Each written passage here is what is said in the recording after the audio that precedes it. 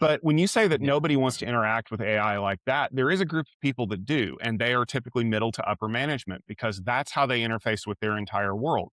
Right now, it's through email. They send off a bunch of emails to people, things happen, and they get reports back.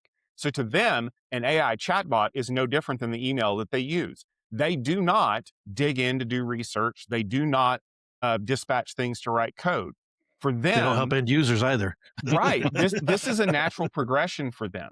I agree with you because we know that there are tools that are good at certain things. Like, if I'm going to write code, I'm going to use Claude Code. If I'm going to do image generation, maybe I'm going to use Google Nano Banana to do that. I know which tools work better at what things.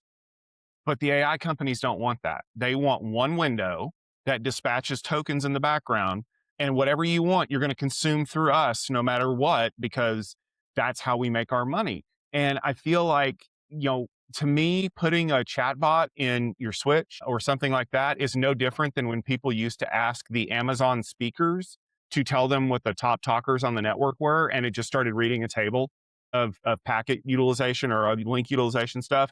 And I tuned out after it got past the IP address because that's not how people want to consume things anymore.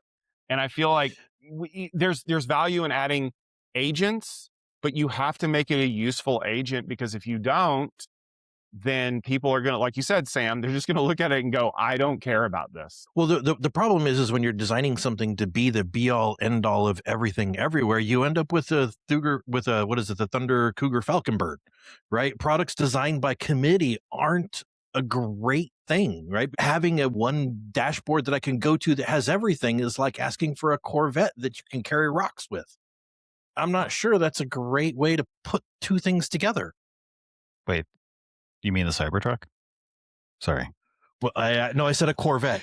Fair point. It sounds like you're talking about a single pane of glass, Sam. SPOF, PAIN. Yes.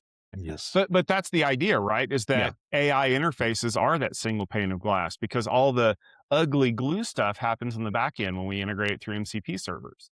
That eventually everything will sort itself out because, in essence, we're normalizing data interchange. And like we've already seen this with a lot of other companies that are kind of, if you want to say, on the forefront of AI, where they're having all their engineers go through and do data tagging and process definitions and automation. Oh, by the way, now that you've done that, we can get rid of you because we can automate your life. But say all of that, but rewind the clock 15 years, and instead of using MCP, say SNMP, and instead of saying the AI, say NMS platform, and you're using the exact same talk script, right? I've got to go get all the data from somewhere, and I'm going to use this magic thing, and it's going to go into a big bucket, and then we're going to be able to read the bucket. And guess what? We haven't been able to do that in how long? And MCP is magically going to be the thing to fix it, really?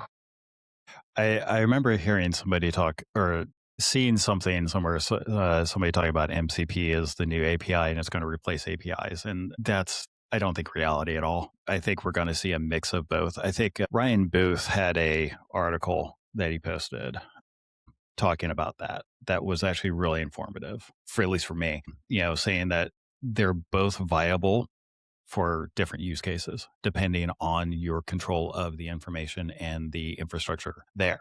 If you control everything soup to nuts end to end, use API calls.